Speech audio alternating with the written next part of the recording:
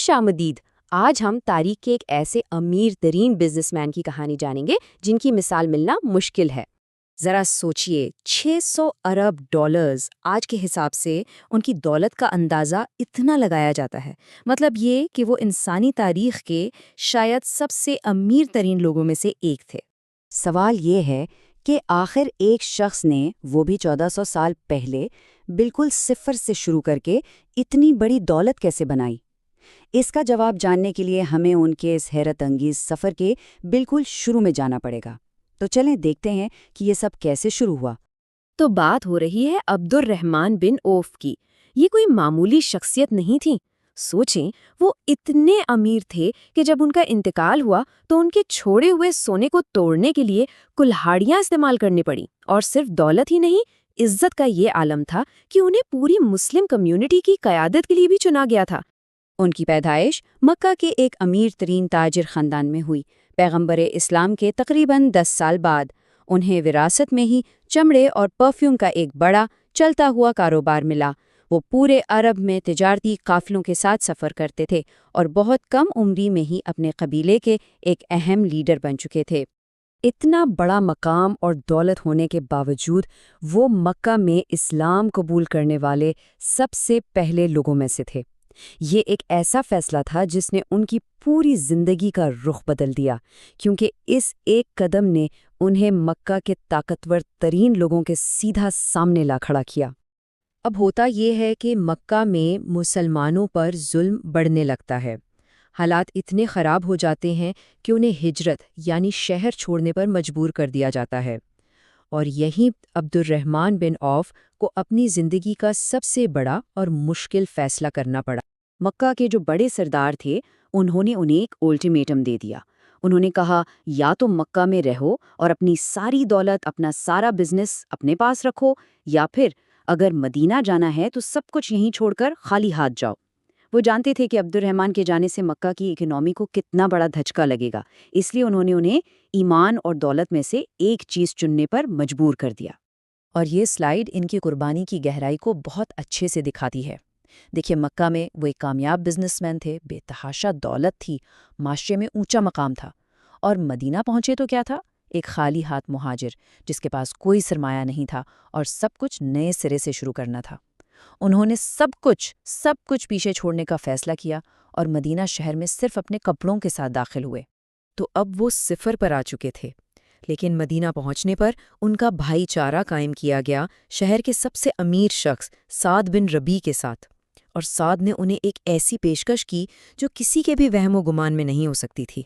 سعد نے کہا کہ وہ اپنی آدھی دولت، اپنے گھر، اپنا کاروبار، سب کچھ عبد الرحمن کو دینے کے لیے تیار ہیں۔ آدھی دولت، لیکن عبد الرحمن نے بہت محبت اور عزت کے ساتھ یہ پیشکش قبول کرنے سے انکار کر دیا۔ انہوں نے جو جواب دیا وہ تاریخ میں لکھا گیا ہے۔ انہوں نے کہا، اللہ آپ کے خاندان اور آپ کی دولت میں برکت دے، مجھے بس بازار کا راستہ دکھا دیں۔ یہ چند الفاظ یہی ان کی نئی بزنس امپائر کی بنیاد بنے۔ دیکھیے، انہوں نے پیسے نہیں مانگے، انہوں نے موقع مانگا، اور موقع ملتے ہی انہوں نے ایک سیدھا سادہ لیکن بہت مؤثر بزنس پلان شروع کر دیا۔ سب سے پہلے انہوں نے پورا دن مارکیٹ کو سمجھنے میں لگایا کہ یہاں کام کیسے ہوتا ہے۔ پھر انہوں نے بغیر کوئی پیسہ لگائے مکھن اور کھجوروں کا سودا کیا، اس شرط پر کہ منافع میں حصے داری ہوگی۔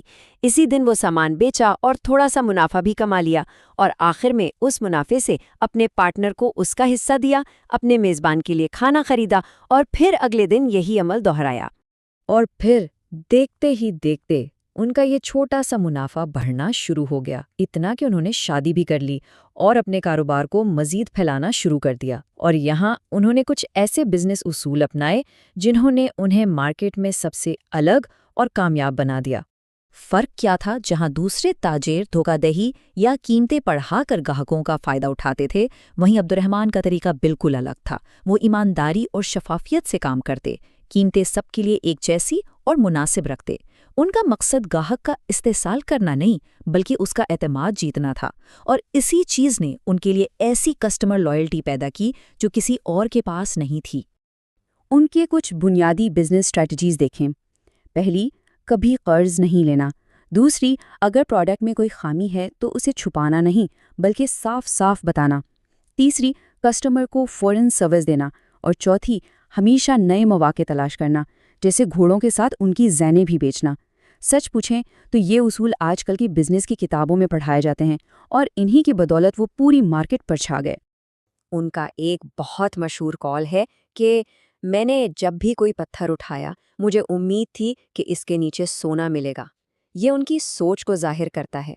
एक सच्चे एंटरप्रेन्योर की तरह उन्हें हर चीज़ में, हर जगह एक मौका, एक वैल्यू नज़र आती थी, यहाँ तक कि जहाँ आम तौर पर कोई सोच भी नहीं सकता। लेकिन ये कहानी सिर्फ पैसा कमाने और बिजनेस बनाने की नहीं है। असल कहानी तो ये है कि उन्होंने इस दौलत का क्या किया और इस सब के बावजूद अपना किरदार कैसा रखा। वो सिर्फ एक बिजनेसमैन नहीं थे, वो एक बहादुर सिपाही थे जो हर बड़ी जंग में लड़े।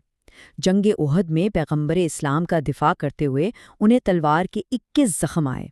उन्हें खुद पैगंबर ने एक फौजी कमांडर बनाया, और उन पर एतमाद का आलम ये था कि एक बार पैगंबर ने भी उनकी इमामत में नमाज अदा की। यानी दौलत ने उन्हें कभी भी उनकी जिम्मेदारियों से दूर नहीं किया। 50% जंगे तबूक के मौके पर जब फौज के लिए फंड्स की ज़रूरत पड़ी तो उन्होंने एक लम्हा सोचे बगैर अपनी आधी दौलत यानी 50% एक ही बार में दान कर दी। इतनी दौलत के बावजूद उनकी ज़िंदगी में आजिज़ी और इनकसारी थी। इसकी एक मिसाल ये भी है कि उन्होंने अपनी बहन की शादी बिलाल से करवाई, जो एक इंतहाई मुअज़्ज़ज़ सहाबी थे, लेकिन कभी एक गरीब ग़ुलाम हुआ करते थे। इससे साफ जाहिर होता है कि उनकी नज़र में समाजी रुतबे या दौलत से कहीं ज़्यादा अहमियत किरदार और ईमान की थी। तो सवाल ये पैदा होता है कि क्या वाकई बेपनाह दौलत और गहरी रूहानियत एक साथ चल सकते हैं? अब्दुर्रहमान बिन औफ की ज़िंदगी इस सवाल का एक मुमकिना जवाब देती है, और हमें ये सोचने पर मजबूर करती है कि उसूलों और मुनाफे के दरमियान आखिर क्या ताल्लुक है।